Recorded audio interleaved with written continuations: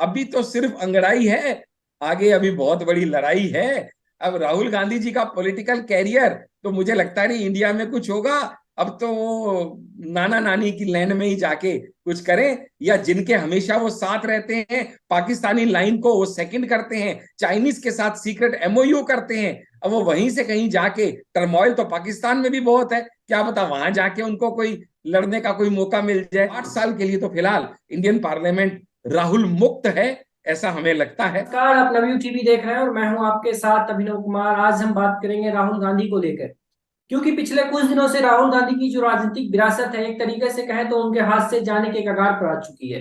हम ऐसा इसलिए कह रहे हैं कि राहुल गांधी पे पिछले कुछ दिन से मानहानि का मुकदमा चल रहा था। आज जिसको लेके सुनवाई होनी थी, जिसपे सुनवाई भी हुई, लेकिन उनकी याचिका जो थी उसको खारिज कर दिया गया। राहुल गांधी को 2 साल की सजा सुनाई गई थी अभी से कुछ दिन पहले।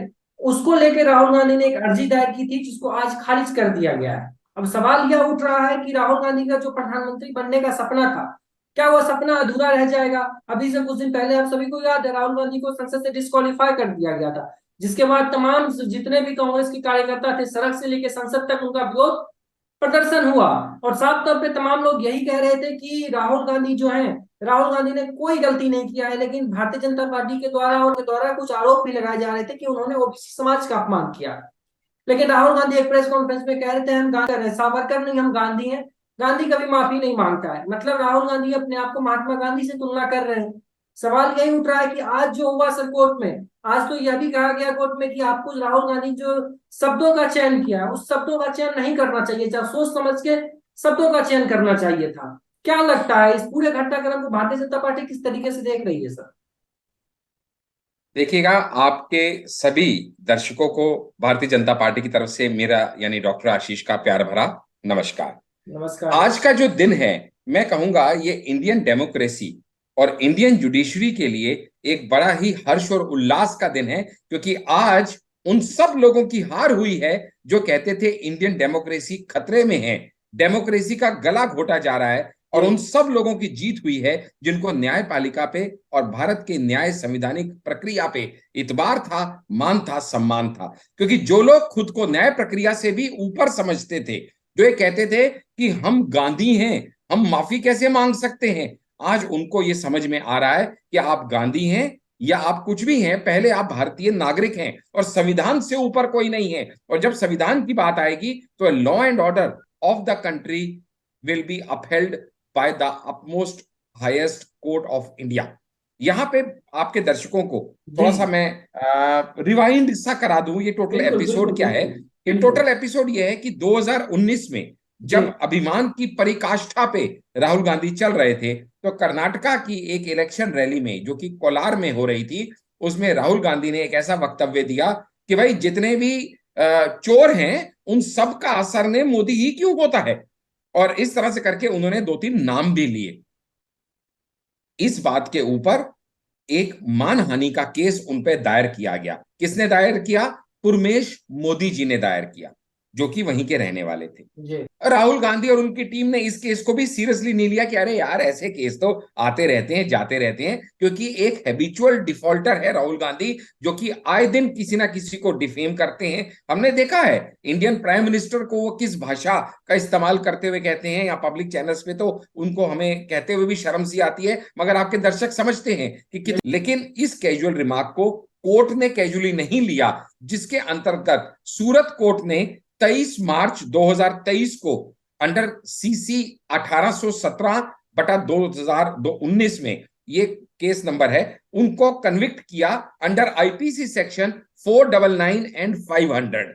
ये मैं थोड़ी डिटेल इसलिए दे रहा जी हूं जी जी क्योंकि जी, बिल्कुल आपके बिल्कुल। चैनल में सभी एजुकेटेड दर्शक आते हैं और उनकी नॉलेज को एनहेंस करना, क्योंकि यहाँ पे राहुल गांधी और टीम ने जो एंटी इंडिया टूल किट का हिस्सा है, एक ऐसी नैरेटिव सेट करना शुरू कर रखा है पूरे देश और विदेश में कि जी इंडियन जुडिशरी कॉम्प्रोमाइज है, यहाँ पे हमें विक्टिमाइज किया जा रहा है, यहाँ पे तो डेमोक्रेसी का गला घोटा जा रहा है, हमें दबाने का प्रयास किया जा रहा है। जबकि सच आपके दर्शकों को जानना जरूरी है कि किसी को दबाने का प्रयास तक नहीं किया जा रहा, सिर्फ लॉ अपना एक्शन कर रहा है एंड लीगल प्रोसीडिंग्स बिल्कुल न्यायिक तरीके से चल रही हैं। राहुल गांधी ने वहां से बाहर आते ही बयानबाजी शुरू कर दी। उनके कांग्रेस के अध्यक्ष मल्लिकार्जुन खड़गे ने, जो कि कांग्रेस के प्रेसिडेंट है, बाहर निकलते ही क्या कहा, हमें तो एक्सपेक्टेड था ऐसा कुछ आएगा, इंडियन जुडिशरी कॉम्प्रोमाइज्ड है, इस फैसले से पहले जजिस को बदला गया था। यानी इस तरह के डेरोगेटरी रिमार्क्स और इंडियन जुडिशरी के ऊपर इस तरह के सवाल उठाना उन्होंने बाहर निकलते ही शुरू कर दिया, लोगों को यह दिखाने के लिए कि भैया हम बेचारे हैं, हमें फंसाया गया है। और जैसे हमेशा उनकी आदत है, विक्टिम कार्ड प्ले करने का उन्होंने प्रयास किया।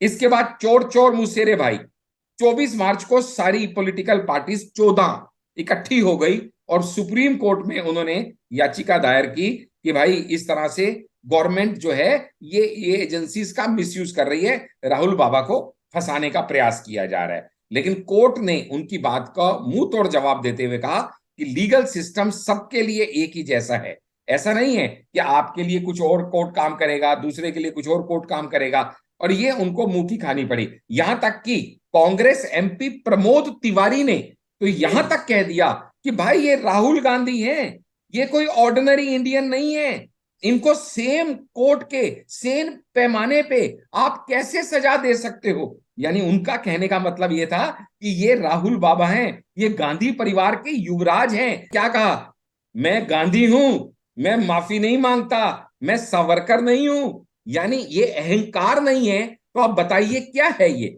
मैं नहीं सोचता सावरकर जी और गांधी जी की, इनकी राहुल गांधी जी की कोई तुलना भी कर सकता है आपस नहीं में, सर, सवाल लेकिन आप फिर भी ओबीसी एक आदमी ओबीसी अहंकार समाज में का डूबा बात है। हो रहा है सर। सर ओबीसी समाज का बात हो रहा है, आप लोग ओबीसी समाज के द्वारा कहा जा रहा है तो ओबीसी समाज का अपमान हो गया।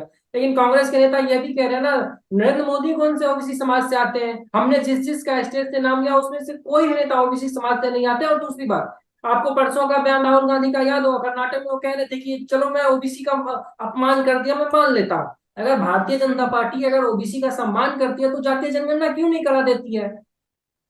आपको मालूम है दोस्त कि ये अब खिसियानी बिल्ली खंबा नोचे वाली बात है। ये जातीय समीकरण क्यों नहीं करा देती, क्यों करा देती है। अभी कर्नाटका में भी उन्होंने ऐसे बयान दिए हैं, पिछले 2 दिनों के अंदर 3 रैलीज में ऐसे बयान उन्होंने दिए हैं, जातीय समीकरण के ऊपर और जातीय हिसाब से उसको बांटने के ऊपर। लेकिन ये आपके लोगों को मालूम है या नहीं, दर्शकों को, कि 2013 से 2018 में कर्नाटका में सरकार जो थी कांग्रेस की, और 2015 में भी ये सेंसस की रिपोर्ट आई थी जिसको आज तक उन्होंने ना पब्लिश किया ना इंप्लीमेंट किया। यानी कहने का मतलब ये है, ये सिर्फ लोगों को तोड़ने की, बांटने की, किसी तरीके से बंटवारा करने की ये जो पॉलिटिक्स है वो है। पर और वहां भी इन्होंने कोर्ट को प्रेशराइज करने की कोशिश की, वहां पे एक सिटीजन की तरह ना जाते हुए ऐसे गए जैसे पता नहीं महाराजा धीराज की सवारी आ रही है। सारे सीएम, सारे एमपी, सारे बड़े बड़े नेता, और कोर्ट ने इसका बड़ा सख्त संज्ञान लेते हुए कहा कि भाई आप लोग तो ऐसा लग रहा है जैसे पूरे लाम लश्कर के साथ कोर्ट को प्रेशराइज करने का प्रयास कर रहे हैं। ये भी कोर्ट ने टिप्पणी दिया। लेकिन और अब तो अगले सर 2 साल हाईकोर्ट तक, जाने की बात कर ही रहे हैं कि हम हाईकोर्ट से कार्रवाई करवाएंगे। हाईकोर्ट नहीं जी तो जी सुप्रीम कोर्ट, जी, सुप्रीम कोर्ट तक इनका जाना है। इनका बराबर है, इनका तो वो वाला हाल है ना कि मीठा मीठा गप गप कड़वा कड़वा थू थू। क्योंकि जब कोर्ट इनके हक में फैसला दे देगा तो कोर्ट अच्छा नहीं है, ये सच्चे हैं। लेकिन जब कोर्ट इनके हक में फैसला नहीं देगा तो जुडिशरी कॉम्प्रोमाइज्ड है, मोदी ने सारे तंत्रों पे कब्जा किया हुआ है और गला घोट दिया गया है डेमोक्रेसी का। लेकिन ये भूल गए हैं कि जो इनकी डिस्क्वालिफिकेशन भी हुई थी, जिसपे इन्होंने सवाल उठाए थे, वो अंडर आर्टिकल 102(1)(e) के कॉन्स्टिट्यूशन के तहत हुई, जिसको पढ़ा जाता है सेक्शन 8 के सब आर्टिकल 3 के अंतर्गत। और ये न्यूज में ये जानकारी आपके दर्शकों के लिए इसलिए दे रहा हूं क्योंकि इस पे भी उन्होंने बवाल उठाया था। और ये आर्टिकल ये कहता है कि अगर किसी को, दोबारा रिपीट कर रहा हूं, 102(1)(e) read with section 8 sub section 3 of representation of public people's act 1951, जो ये कहता है कि अगर किसी भी एमपी एमएलए को सजा होती है और 2 साल या 2 साल से ज्यादा की सजा होती है तो उसकी डिस्क्वालिफिकेशन ऑटोमेटिक और इमीडिएट होती है। ये वही राहुल गांधी हैं, जब कैम्ब्रिज के ऊपर इनसे सवाल जवाब हो रहे थे तो इन्होंने कहा unfortunately I am an MP of India. ऐसे शब्द इन्होंने बोले कि unfortunately I am an MP, और प्रभु ने इनकी बात सुन ली कि बाबा रे बाबा, ये तेरे को अनफॉर्चुनेट लगता है एमपी होना, तो कोई बात नहीं, तेरे को हम इस एमपी पद से मुक्त कर देते हैं। लेकिन सर, ही राहुल बाबा थे जिन्होंने उसी उसी ऑर्डिनेंस को भरे पार्लियामेंट में यूं करके टुकड़े टुकड़े करके हवा में उछाल दिया, ये कहते हुए कि ये मेरे हिसाब से अव्वल दर्जे की बेवकूफी है। ना सरकार का मान किया, ना अपने ही पीएम का मान किया, ना पार्लियामेंट हाउस का मान किया, और वही रूलिंग आज उनके खुद के ऊपर उल्टा पड़ गई है। और जो उनका गुरूर और जो उनका सर चढ़ के बोलने वाला जो स्वाभिमान नहीं अभिमान है, आज उसको जमीन पे गिराते हुए इंडियन डेमोक्रेसी के हक में मैं ये भी सवाल ले लेते हैं सर, 2024 का चुनाव बहुत नजदीक है। 2024 में कांग्रेस पार्टी हमेशा से राहुल गांधी को प्रधानमंत्री के तौर पर प्रोजेक्ट करते आई है, लेकिन अब तो ये हो गया ना कि कांग्रेस के अरे पास बाबा रे बाबा, सर मेरे कांग्रेस दोस्त के पास प्रोजेक्ट प्रधानमंत्री का मेरे चेहरा दोस्त नहीं है। रुको, जी अरे जी। मेरे दोस्त रुको, प्रोजेक्ट पीएम की तरह तो तब करेंगे, पहले राहुल बाबा को लॉन्च तो कर लें। इतने टाइम से तो लॉन्चिंग पैड पे पड़ा रॉकेट की तरह हर बार उसके पूंछ में आग लगाते हैं। वो कहीं उड़ने का प्रयास करता है, जाता कहीं और है, पहुंचता कहीं और है, बोलना कुछ और चाहता लेकिन है, सर कहता कुछ और है, सवाल तो उसका ये भी समझती उठता कुछ है ना और है। सर, सवाल तो ये भी आता है कि राहुल गांधी का जिस तरीके से भारत जोड़ो यात्रा सफल रहा, भारतीय जनता पार्टी कौन कहते हैं लड़ सफल रहा? गई। आप कैसी बात करते हैं? कौन कहते हैं भारत जोड़ो यात्रा सफल जितने भी रहा? कांग्रेस के उसके बाद सर भारत जुड़ दिवंगत नेता गया। है सब ये कहते हैं। पॉलिटिकल ये पॉलिटिकल पार्टीज आपस में जुड़ गई, ये अखिलेश इनके साथ आ गया, ये मायावती इनके साथ आ गई, ममता बनर्जी इनके साथ आ गया, एनसीपी शरद यादव इनके साथ आ गया। इनके साथ है कौन? नीतीश अखिलेश कुमार इनके सर साथ अभी भी, जाना नहीं आपको चाहता, याद होगा सर, मायावती बिहार के इनके साथ मुख्यमंत्री जाना नहीं नीतीश कुमार चाहती। इनसे मिलके आए हैं, मल्लिकार्जुन खड़गे के साथ इन लोग एक साथ बैठ के प्रेस कॉन्फ्रेंस किए हैं। तमाम लोग कह रहे अरे हैं बाबा, केजरीवाल साहब उनसे मिलने की बात कर रहे हैं, कह रहे पूरे विपक्ष को एक केजरीवाल, करके इस बार चुनाव लड़ना है अरे क्योंकि हमारा लोकतंत्र खतरे में है। मेरे दोस्त, ये सब ख्याली पुलाव हैं। केजरीवाल और राहुल गांधी की, कांग्रेस और आपकी सांप नेवली की लड़ाई है।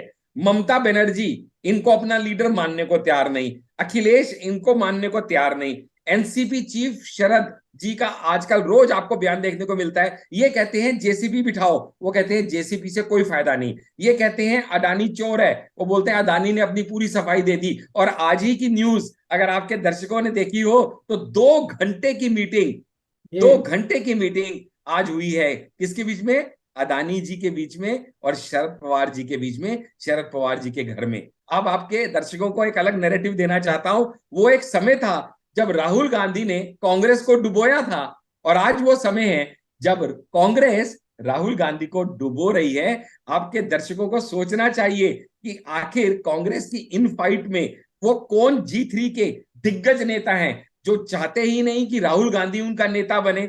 वो कांग्रेस के अंदर कौन प्यारी बहना है जो चाहती ही नहीं कि बाबा तू आगे बढ़े, वो बोली बाबा तू परे हट, अभी मेरे आगे बढ़ने का टाइम है। इसीलिए वो बार बार इनको प्रवोक करती रहती हैं कि आप ट्वीट कर करके भी प्रवोक करती हैं पब्लिकली, माफी मत मांगना, झुकना मत। सब जानते हैं कि ये बंटी और बबली के खेल में कौन बहन कौन भाई क्या हो रहा है, सबको सब कुछ दिखाई दे रहा है कि आप बहुत अंदर ही बड़ी बात अंदर कह रहे हैं सर, राहुल बंटी गांधी को बबली का धूल के चटाने इशारे का इशारे काम में कौन बहुत कर रहा बात है। आपने कह दिया, इशारों इशारों में बहुत बात आप कह दिए। बंटी बबली हमारे दर्शक समझ ही गए होंगे आपका इशारा किसके तरफ था। लेकिन सर सवाल यही आ रहा है, 2024 का चुनाव, एक तरफ राहुल गांधी की सदस्यता चली गई, दूसरे तरफ 2029 तक तो किसी भी हाल में उनको चुनाव लड़ते हुए देखा नहीं जा रहा है। आज सजा सुनाई गई, सजा 2 साल की सजा हो गई। अब बेचारे करे तो करे क्या, इतना कम समय है।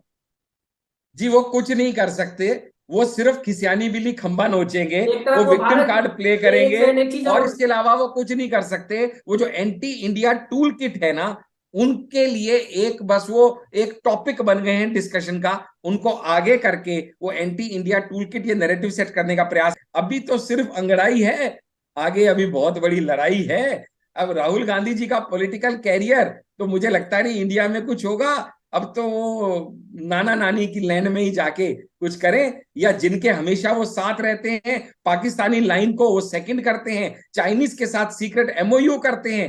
अब वो वहीं से कहीं जाके, टर्मोइल तो पाकिस्तान में भी बहुत है, क्या पता वहां जाके उनको कोई लड़ने का कोई मौका मिल जाए, क्योंकि वहां उनके चाहने वाले और शुभचिंतक बहुत है। अभी बहुत पॉलिटिकल उनके पास अपॉर्चुनिटीज खुली पड़ी हैं, आसमान पूरा खुला पड़ा है। हाँ, इंडियन पार्लियामेंट में शायद अभी अगले 8 साल तो कम से कम वो दोबारा नहीं आ पाएंगे। 2 साल की सजा है, और सजा खत्म होने के बाद 6 साल का जो बेसिक पीरियड है वो उनका चालू होगा। तो 8 साल के लिए तो फिलहाल इंडियन पार्लियामेंट राहुल मुक्त है, ऐसा हमें लगता है।